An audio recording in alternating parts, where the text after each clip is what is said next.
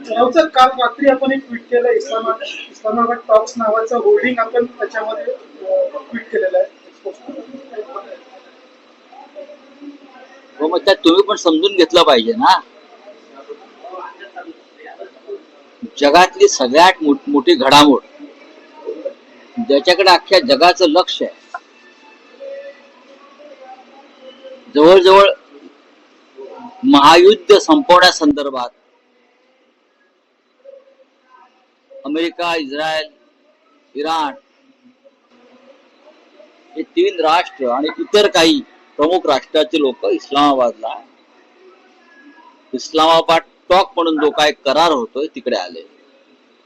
पण आश्चर्य वाटलं की त्या संदर्भात जे स्वागताचे होर्डिंग्स आहेत किंवा प्रसिद्धीची जे मटेरियल, त्याच्यावरती तिकडल्या प्रधानमंत्र्याचा फोटो नाही, तिकडल्या इतर राजकारण्यांचे फोटो नाही. एक आदर्श असं चित्र दिसलं पाकिस्तानमध्ये. खास करून जर अशा प्रकारचा इव्हेंट भारतामध्ये असता तर काय असतं, सगळ्यात आधी भारतीय जनता पक्षाच्या लोकांनी होर्डिंग लावले असते. सगळ्यात आधी असं कमळ वगैरे टाकून, मग मोदी, मग तिकडला आमदार, तिकडला खासदार, आणि अख्खं रंगून टाकलं. जणू काय टॉक आम्हीच करतो आहोत. ब्रिक्स असेल, काय ते G20 वगैरे ते असेल. मुंबईमध्ये मध्यंतरी ब्रिटनचे प्राईम मिनिस्टर आले, आणखीन काही जागतिक नेते आले. मला आश्चर्य वाटलं. त्यांच्या स्वागताचे बोर्ड एकनाथ शिंदे, देवेंद्र फडणवीस, देश स्वागत करतो आहे. जणू काय ते ब्रिटनचे प्राईम मिनिस्टर शिंदे गटामध्येच प्रवेश करणार होते, BKC मध्ये जाऊन. आणि मोदी, काही भान ठेवलं पाहिजे. ज्या पाकिस्तानला आपण अशिक्षित अडाणी म्हणतो, त्या पाकिस्ताननी भान काय असतं जागतिक घडामोडीत ते दाखवलं. म्हणून मी माझ्यासारख्या अनेकांनी इस्लामाबाद टॉक हे तेवढ्या पुरतच घेऊन, त्याला राजकीय पक्षीय रंग न देता, त्याचं श्रेय न घेता, पाकिस्तानच्या राज्यकर्त्यांनी कशा प्रकारे ते सगळं चित्र उभं केलं, ते भारतीय लोकांनी त्याचा अभ्यास केला पाहिजे. किंवा मग पाकिस्तानच्या राज्यकर्त्यांनी मोदींकडून शिकलं पाहिजे की अशा घडामोडीमध्ये स्वतःचीच होर्डिंगबाजी कशी करावी. असं आपला आणखीन एक ट्विटद्वारे आपण इशारा दिलाय की ऑपरेशन टायगरचं वृत्त देणाऱ्या वृत्तपत्र आणि पत्रकारावर आपण कायदेशीर कारवाईचा इशारा दिला. हा, खरं आहे. वारंवार खासदारांची फोटो आणि नावं टाकली जातात ही त्यांची मानहानी आहे. हे पक्ष सोडणार, ते शिंदे गटाला मिळणार, एवढे फुटतायत. एका वृत्तपत्राने मुंबई मिरर नावाच्या 8 खासदारांचे फोटो टाकले. त्यांना काय मान सन्मान प्रतिष्ठा आहे की नाही, स्वाभिमान आहे की नाही? त्यातल्या बहुसंख्य खासदारांनी त्याचा इन्कार केला. त्यांची मानहानी झाली, त्यांच्या प्रतिष्ठेला, त्यांच्या इब्रतीला धक्का बसला. तुम्ही कोण ठरवणार हे चाललेत किंवा ते चाललेत? त्या सुपाऱ्या कोणाच्या? ही कुठली पत्रकारिता आहे? या वृत्तपत्रावरती कायदेशीर कारवाईची प्रक्रिया सुरू आहे. त्यांना कायदेशीर नोटीस गेलेली, त्यांना माफी मागावी लागली. नाही, मी वारंवार सांगितलं तुम्हाला. हा प्रश्न तुम्ही मला 5व्यांदा विचारताय. 5व्यांदा. मी त्याला डिनर डिप्लोमसी मानत नाही. एका केंद्रीय मंत्र्याने जेवण ठेवलं, त्याला सगळे खासदार गेले.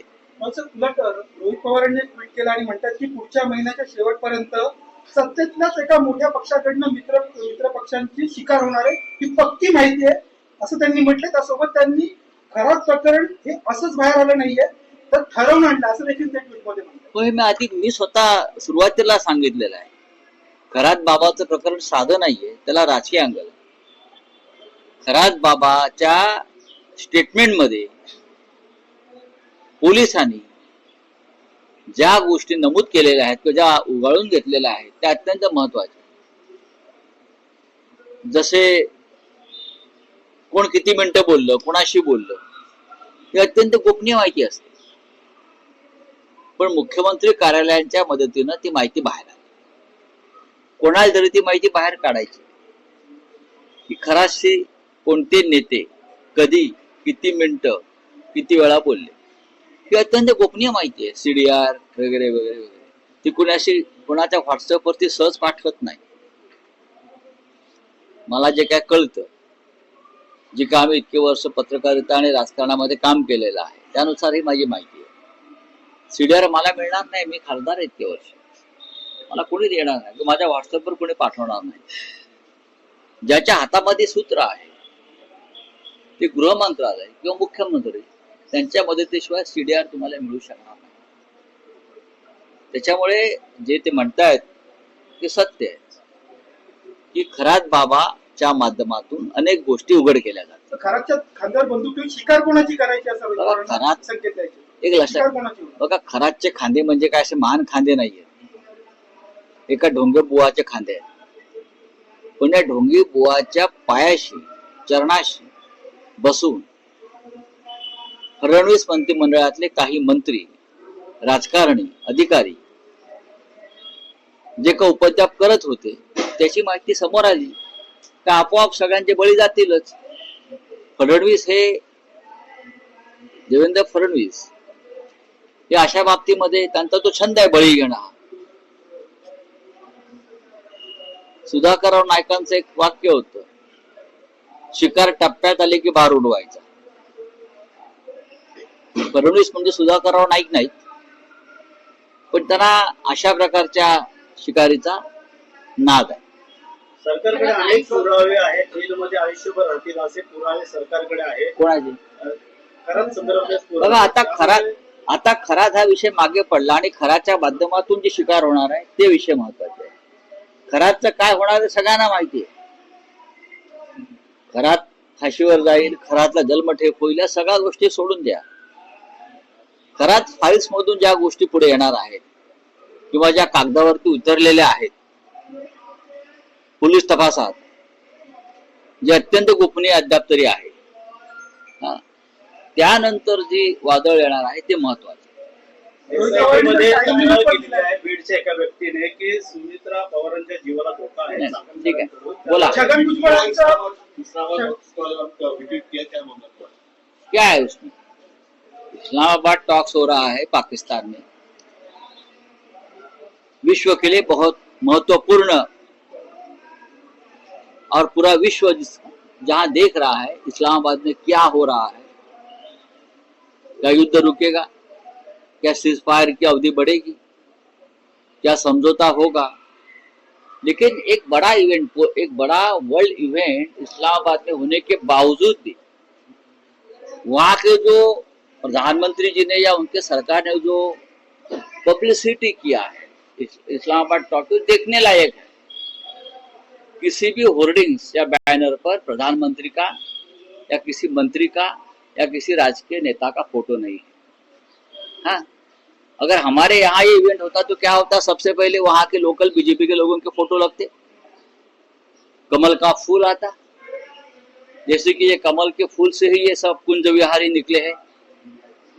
हाँ, फिर ये पूरे एयरपोर्ट से लेकर जहां तक ये गेस्ट जाएंगे होटल के आसपास, वहां पूरा वो रोड्स पूरा भर देते BJP BJP BJP, Modi Modi Modi.